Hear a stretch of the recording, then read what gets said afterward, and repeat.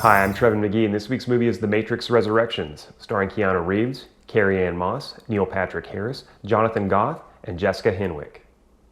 The Matrix Resurrections is the sequel reboot hybrid to the original Matrix trilogy that revolutionized sci-fi action movies 22 years ago. Keanu Reeves returns as Thomas Anderson, or Neo, a game developer struggling with distinguishing the fantasy world he created from reality.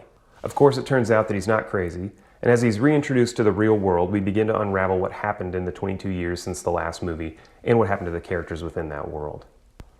Lana Wachowski co-wrote and directed The Matrix Resurrections, and she also co-wrote and directed the original Matrix trilogy. And my theory is that after about 20 years of watching people get the red pill, blue pill analogy wrong, she just decided to make the most overt Matrix movie possible. There's not a lot of room here for subtlety. All the themes are really hit you over the head. They're very obvious. There's not a lot of gray area left in terms of like what the perspective is or what they're trying to say.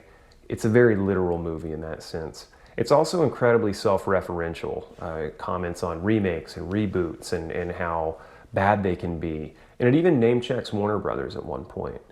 And I enjoyed that sort of meta commentary at first, but after a while it gets a little tedious.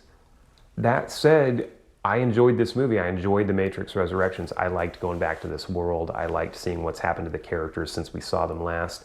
And maybe that makes me a victim of nostalgia like the movie describes.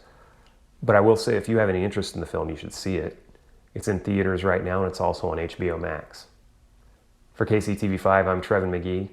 Thanks for watching, as always, and Merry Christmas if you celebrate it. Happy holidays, and let's have a good 2022.